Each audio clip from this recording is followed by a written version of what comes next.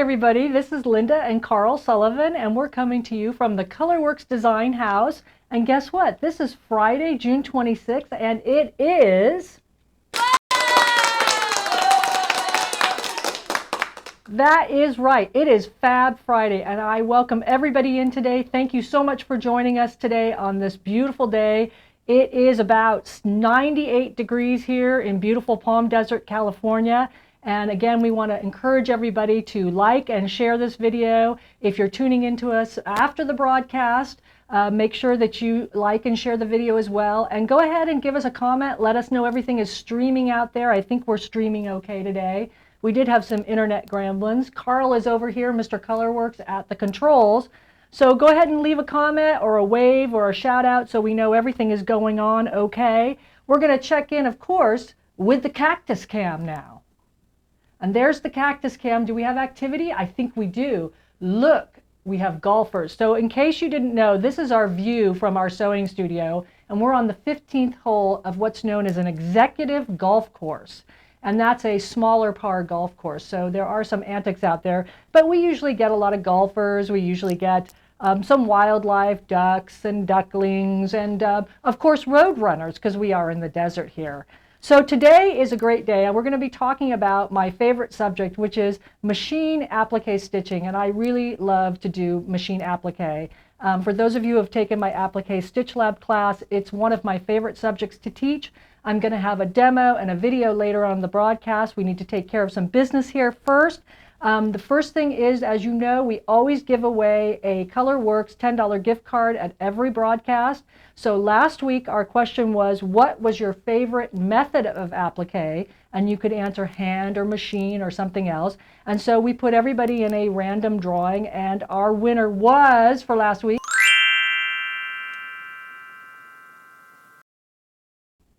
congratulations, Sandy. So you are last week's winner for the $10 Colourwerx gift card. We'll get in touch with you to get you that gift card.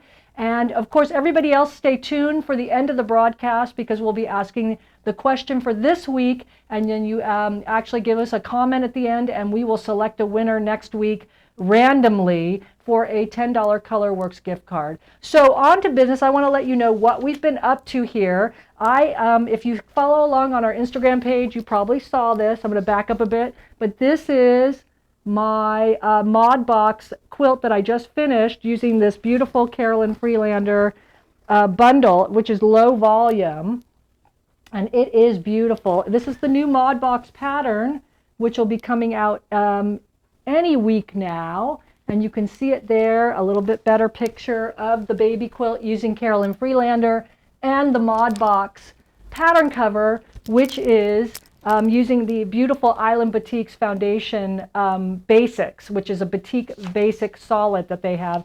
And we're going to be kitting this in the shop soon. But we always do a summer special every week. So of course, because I used the Carolyn Freelander bundle, I have some of these bundles left over in the shop, and they are 20% off for the next week or so. So if you love this bundle, it is in our shop. It's called the CF Collection by Robert Kaufman, and Carolyn Freelander is the designer. It's full of beautiful low volume and kind of very modern prints. And of course, this bundle segues right into this quilt that's right behind me here, because it would work beautifully for this as well. This is our Splendor quilt, and this quilt has been selected by our Colourwerx QuiltAlong Facebook group to be the next quilt-along. So starting July 1st, we'll be making the Splendor quilt, and you can see a picture of it up there on your screen. You don't have to be a member of the Colourwerx Facebook group to do this quilt-along. It's free. All you need is the pattern, and you can follow along on your own pace or join the group. I always send out blog posts every week. I also do companion videos with lots of tips and tricks, so you can see what's going on. And there's the schedule. So it's starting July 1st. It's a 4-week quilt-along. And again, if you'd like to, you can join our quilt-along Facebook group, which is Colourwerx QuiltAlongs on the Facebook group. And I'm going to show you these patterns here too. So the pattern is Splendor. That's the pattern for the quilt that's behind me for the quilt-along. And it's 20% off in our Colourwerx shop right now. And because I love you guys so much, I actually put the mini Splendor on sale too. So in case you don't want to do the QuiltAlong or you just want to pick up these patterns, they're both 20% off in the Colourwerx shop right now. So go ahead and grab those. And also remember, our QuiltAlong is starting July 1st. We got checking in. So who is checking in, Mr. Carl? Let's see. Oh, hi, Julie. Nice of you to be here. Thank you for joining us this morning. It's lovely. I feel like I'm talking to you all the time now. And who else? Nedra. Hi, Nedra. Nedra's from Arizona. Hello. Hope everything is great in Arizona. Probably very hot, too. And Pat. Hi, Pat, from Pinehurst. Nice. Welcome. I bet it's cooler in Pinehurst, though.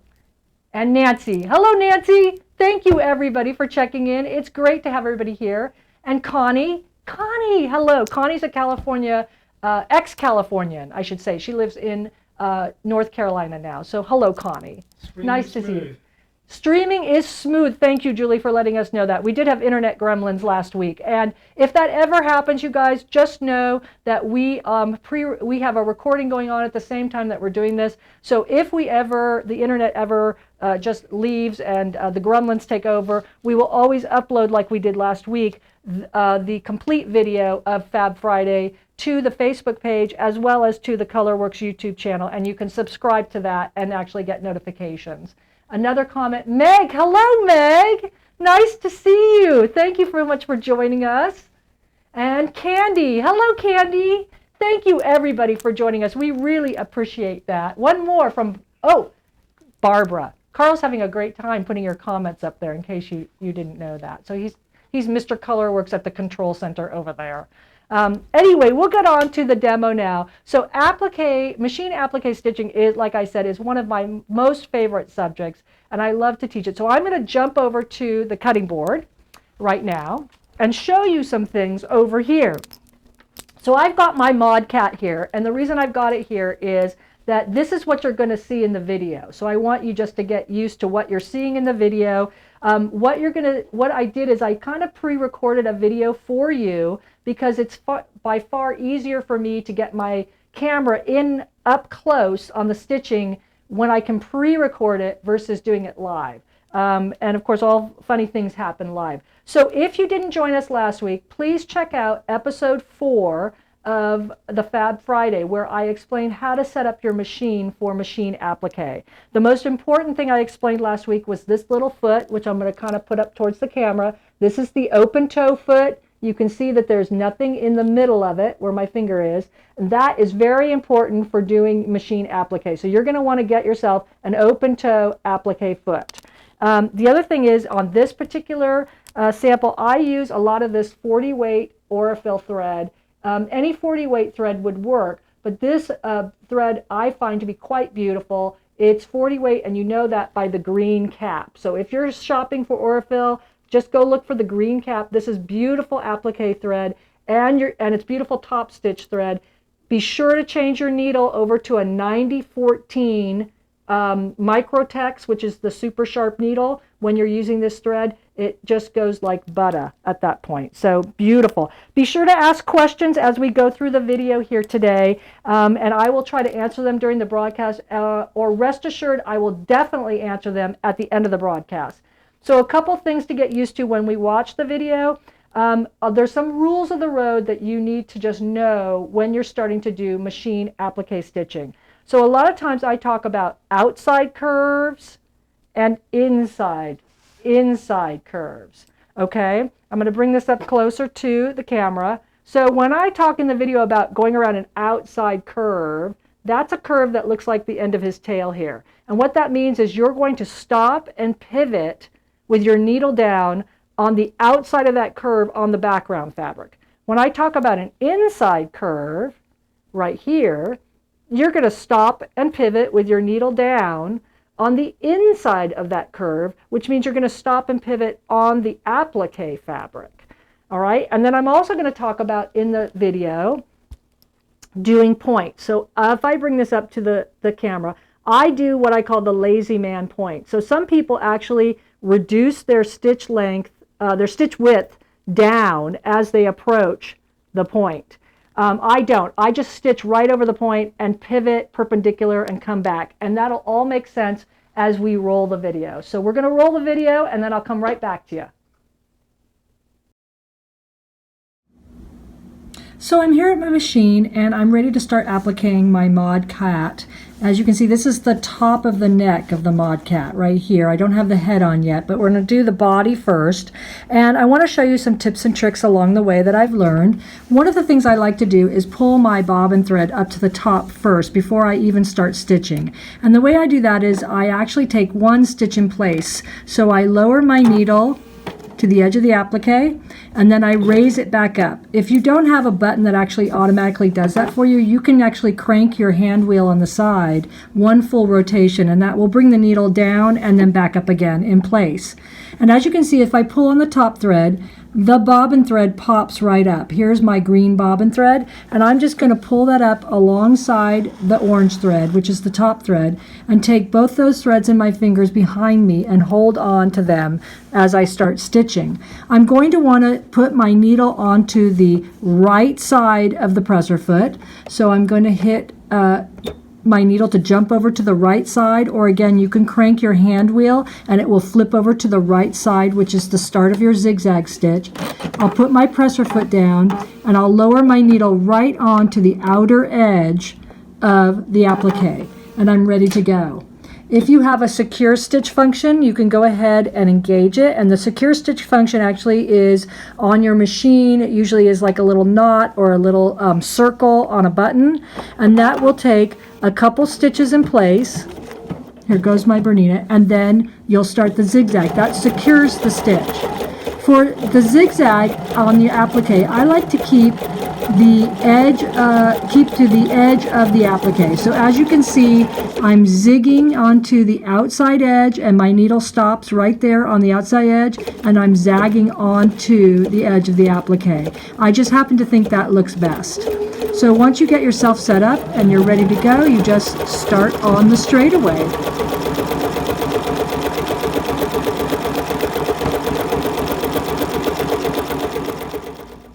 So I'm here at my machine and I want to show you how to maneuver around curves. The general rule of the road is that if you have an outside curve like this, you're going to stop and pivot on the outside of the curve. So you're going to want to stop with your needle down in the fabric on the outside of the applique and then pivot with your needle down. And what I mean by pivot is actually stop with the needle down, lift the presser foot, and pivot the quilting sandwich or the background fabric from right to left, depending on which way the curve's going. So for this one, I'm going to pivot kind of slightly to the left, and it's ever so slight movements. I might take one stitch here, and then you see I'm stopping on the outside and I'm pivoting, another stitch, pivot, another stitch, pivot, and you keep doing this until you can maneuver around the outside of the curve, keeping your stitching as uniform as possible, and then you'll be on the straightaway again. So the next thing I want to show you is how to take an inside curve. And the general rule of the road is just the opposite of an outside curve. So if it's an inside curve, you're going to stop and pivot on the inside portion of the applique as you take this curve. And coming into this point here where the tail of this Mod Cat meets the body, that's considered an inside curve. So let's see how that's done. I'm going to stitch down just like I would into the curve or the point, and I'm going to stop with my needle down on the inside of the applique. I'm then going to lift my presser foot and pivot ever so slightly, take one stitch, pivot again, and the idea is to keep hitting that center point right here as I maneuver around the outside of this curve. So I'm going to keep trying to get back to that middle point as I come around the curve.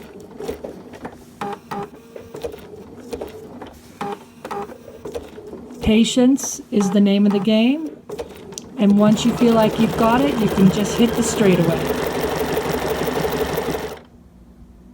So the last thing I want to show you is how to maneuver in and out of a point like this fish fin here. I do what I call a lazy man's way of maneuvering in and out of a point. There are some people who are very good at dialing down their stitch width and as they approach the point, and then you would dial it back up as you come out of the point. I've never been very good at that, so I came up with a lazy man's way of doing it, and I'll show you how to do that. So you simply stitch down all the way down, up and over the point, like so. And you can see I'm going completely over the point. I'm then going to lift my presser foot and turn the piece about 45 degrees, or when it's perpendicular to the presser foot. And I'm going to take one stitch. And what this one stitch does is you notice it went over and then back out again and completed the stitch. Now I'm on the other side of the point. I simply turn again the piece and I go straight down over all that point and everything else and continue along on my way. And what that does is create stitching over the point, just like you see right here.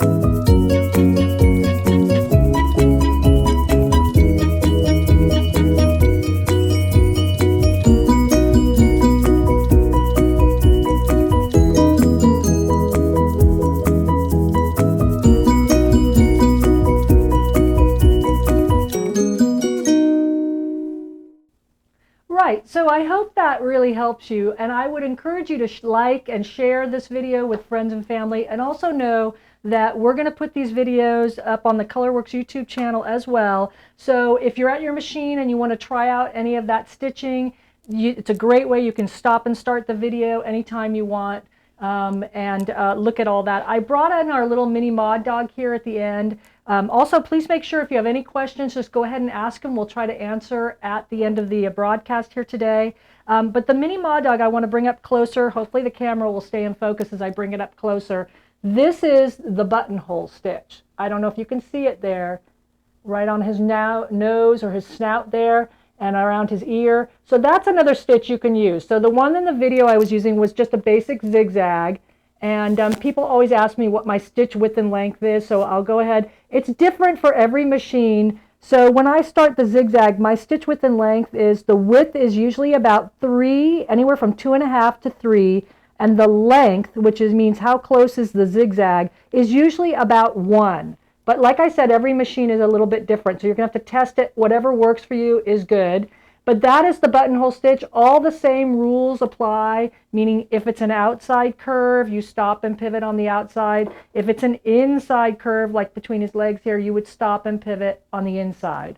Another thing I want to show you, just to conclude, is the mini Splendor. So anybody who's taken my Applique Stitch Lab class knows this little pattern. This is also in the shop, along with the Splendor pattern at 20% off this next couple weeks for the QuiltAlong. But this is also an example of what I use to do decorative stitching with. So if you want to take out and try out some of those decorative stitches on your machine, you can see it right there. This is pretty fun to do. And the stamen here is just a straight stitch with a decorative stitch at the end.